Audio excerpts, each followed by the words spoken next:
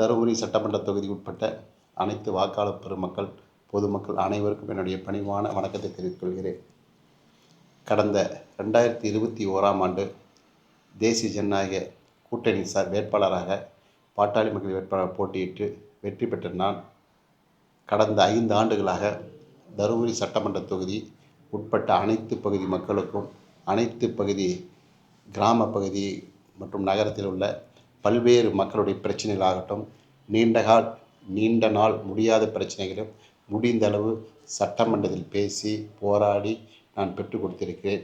அது மட்டும் இல்லாமல் குறிப்பாக சொல்ல வேண்டுமென்றால், நமது அனைத்து தருமபுரி சட்டமன்றத்தில் அனைத்து மேல்நிலைப்பள்ளி, உயர்நிலைப்பள்ளி, நடுநிலைப்பள்ளி, துவக்கப் பள்ளிகளுக்கு ஆசிரியர்களாகட்டும், மாணவர்களாகட்டும், அந்த பள்ளிக்கு என்ன வேண்டும் என்று கேட்டார்களோ அதை சட்டமன்ற உறுப்பினர் மேம்பாட்டு நிதி மற்றும் பல்வேறு நிதிகளை செய்து கொடுத்துள்ளேன்.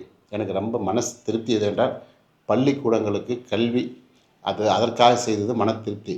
என்ன காரணம் என்றால், ஒரு அரசு பள்ளி என்பது அங்கே படிக்கும் மாணவர்கள் அனைத்து வசதிகளை பெற்று கல்வியில் முன்னேறினாவே அந்த கிராமமாகட்டும் அந்த பகுதி முன்னேறும். அந்த அடிப்படையில் தான் அனைத்து பள்ளிகளுக்கும் அந்த ஆசிரியர்கள் மாணவர்கள் கேட்கும் தண்ணீர் வசதி, கழிப்பறை என்றால் கழிப்பறை, அதுவும் குறிப்பாக தருமபுரி அரசு லக்கிம்பட்டி உயர்நிலைப் பள்ளி அந்த மாணவிகள் அந்த பள்ளிக்கூடத்துக்கு நான் நேரடியாக சென்றேன்.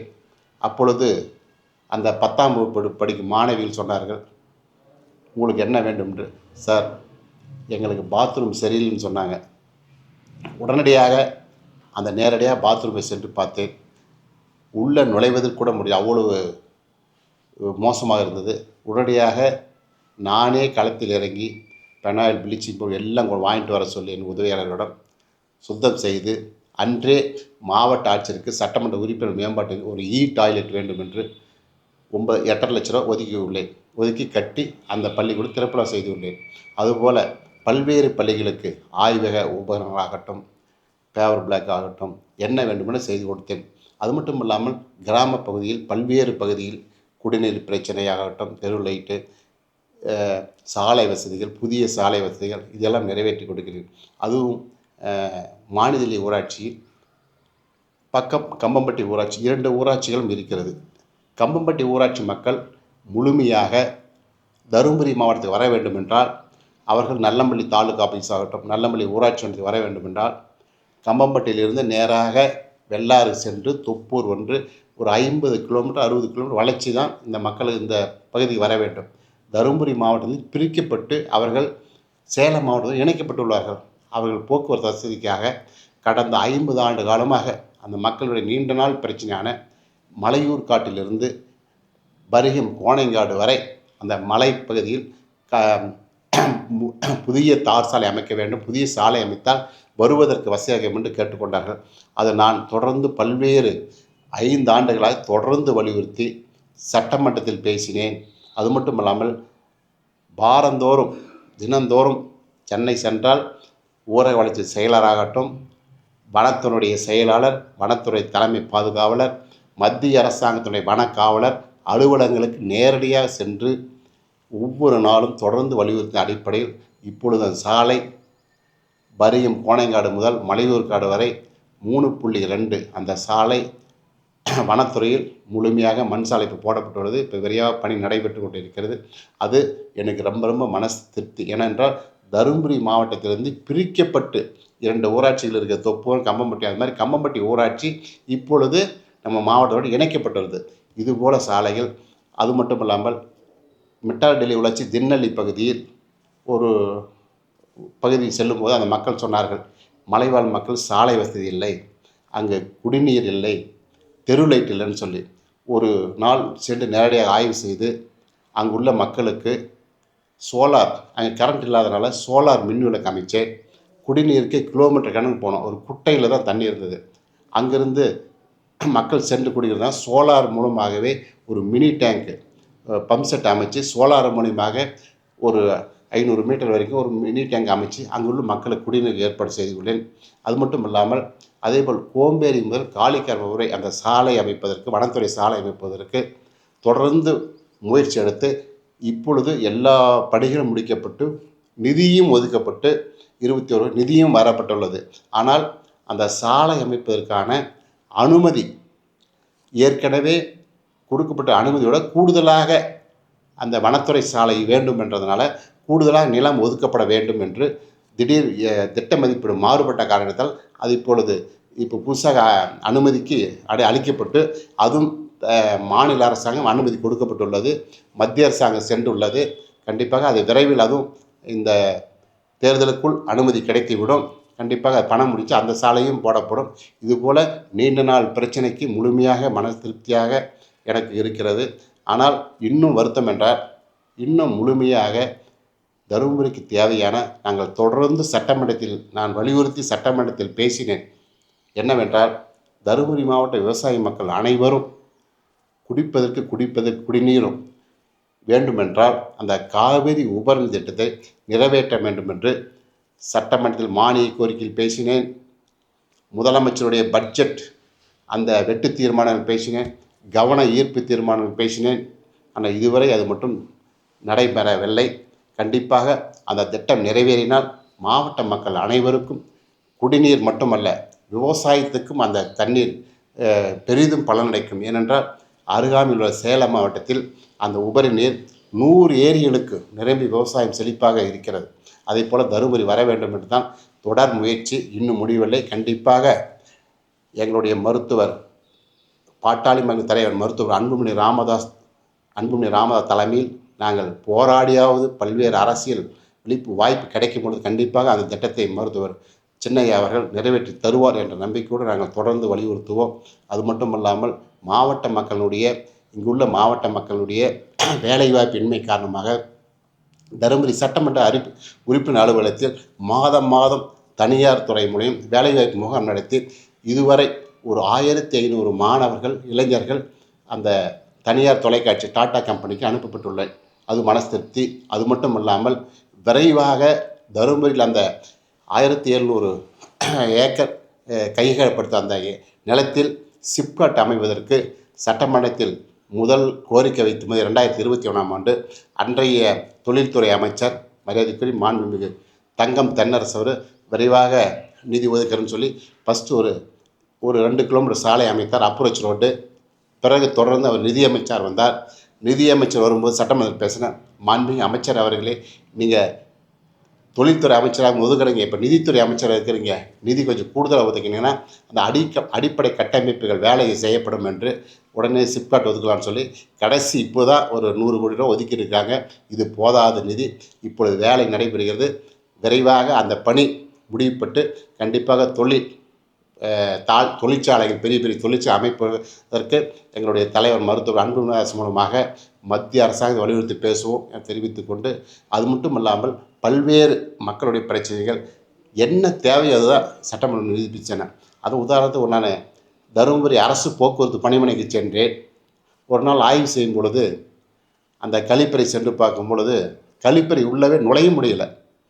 அப்போ தான் நினச்சேன், கண்டக்டர் ஓட்டுநர்கள் நடத்துனரெல்லாம் இரவு 12 மணிக்கு வந்து படுக்குவாங்க, காலையில் 3 மணிக்கு எழுந்து பஸ் ஓட்டணும்.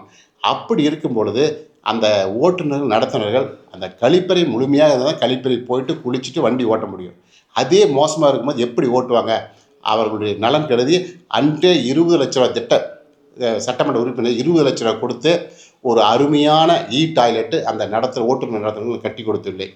இப்பொழுது அந்த இரவு 12 மணிக்கு 1 மணிக்கு வர நடத்துனர் ஓட்டுநர்கள்லாம் அழகாக அந்த கழிப்பறை பயன்படுத்தி காலையில் நேரத்தில் எழுந்து விரைவாக வண்டி ஓட்டுவதற்கும், ஏனென்றால் ஒரு ஓட்டுநர்கள் மைண்டு நல்லா இருந்தால் தான் வண்டி விபத்து இல்லாமல் ஓட்டுவாங்க. நல்லா தூங்கணும், நல்லா குளிச்சுட்டு போங்க, அதுக்காக தான் அதை கட்டி கொடுத்தேன். அது மாதிரி இந்த தொகுதியில் மக்களுக்கு தேவையான எது தேவையோ உடனடி யாரும் யோசனை பண்ண மாட்டாங்க. அதே மாதிரி கட்சிகள் ஜாதிகள் எதை பற்றி யார் வந்தாலும் எந்த மக்களும் எந்த நேரத்திலும் செயல்பட்டு கொண்டு இருக்குங்க. அது மட்டும் இல்லாமல் தருமபுரி சட்டமன்ற உறுப்பினர் அலுவலகம் 24 மணி நேரத்தில் காலையில் 10 மணிலேருந்து இரவு 10 மணி வரை முழுமையாக செயல்படும். இங்கே 2 நபர்கள் வேலை செய்கிறார்கள். நான் காலையிலிருந்து எல்லா பகுதி மக்களும் சென்று மாலை தினந்தோறும் இங்கே தருமபுரி இருக்கும்பொழுது தினந்தோறும் இந்த அலுவலகத்துக்கு வராத நாள் இருக்காது. சென்னையில் சட்டமன்றத்தில் இருக்கும்போது மட்டும் வரமாட்டேன். இங்கே இருந்தால் எந்த நாள் என்றாலும் மாலையாகட்டும், காலையில் வேலைன்னா காலை வந்து போவேன். இல்லை மாலையில் வந்து போவேன். இல்லை மாலையில் வந்து அனைத்து மக்களுடைய பிரச்சனையை தீர்த்து டெய்லி தினந்தோறும் வருவேன். அது நான் இல்லைனா கூட உடனடியாக என்னுடைய உதவியாளர் இங்கேயே இருக்கிறாங்க. அவங்க என்ன கோரிக்கைனா ஃபோன்லேயே தொடர்பு சொல்லுவாங்க. உடனே செஞ்சு கொடுக்குறோம். அது மாதிரி முழுமையாக எனக்கு மன திருப்தியோடு செய்திருக்கிறேன். இன்னும் விடுபட்ட பணிகள் இந்த தொகுதியின் வளர்ச்சிக்காக நிறைய இருக்குது. முடிந்தளவு நம்ம தருமபுரி 4 வழிச்சாலையில் ஒரு அருமையான ஒரு பாலகம், ஆவின் பாலகம் இருந்தது. அது மாண்புமிகு அமைச்சர், அன்றைய பால்வளத்துறை அமைச்சர் மரியாதைக்குரிய மாண்புமிகு ராஜ கண்ணப்பன் அவர்கள் நேரடியாக கேள்வி கேட்டேன். உடனே எம்எல்ஏ நல்லா பண்ணிடலான்னு சொன்னார். அதுக்கு நிதி ஒதுக்கப்படுத்தி இப்பொழுது அந்த பணிகளும் செய்யப்படுகிறது. அது மட்டும் அல்ல, தொடர்ந்து வலியுறுத்தினால தான் நம்ம தருமபுரி மாவட்டம் என்றால் சுற்றுலாத்துறைக்கு ஒகேனக்கல் தீர்த்தமலை இருக்கிறது. அதுக்கு அடுத்தபடியாக தருமபுரி மாவட்டத்தில் அதியமான் கோட்டையில் கால பைரவர் கோயில் ஒன்று இருக்குது. பக்கத்தில் அதியமான் கோட்டம் இருக்குது. அதியமான் கோட்டம் அந்த அதியமான் மன்னனுக்காக, ஏனென்றால் தமிழ் வளர்த்த அவைக்கு நெல்லிக்கனி கொடுத்து தான் வாழவில்லை என்றாலும் அந்த தமிழ் வளர்க்கும் அவை பாட்டிக்கு நெல்லிக்கனி கொடுத்து அந்த அதியமான் மன்னனுடைய பெயரில் அதியமான் கோட்டம் அது சிறப்பாக இருக்க வேண்டும். அது ஏதோ கட்டடம் போல் உள்ளதுன்னு சொல்லி சட்டமன்ற வலியுறுத்தி பேசினேன்.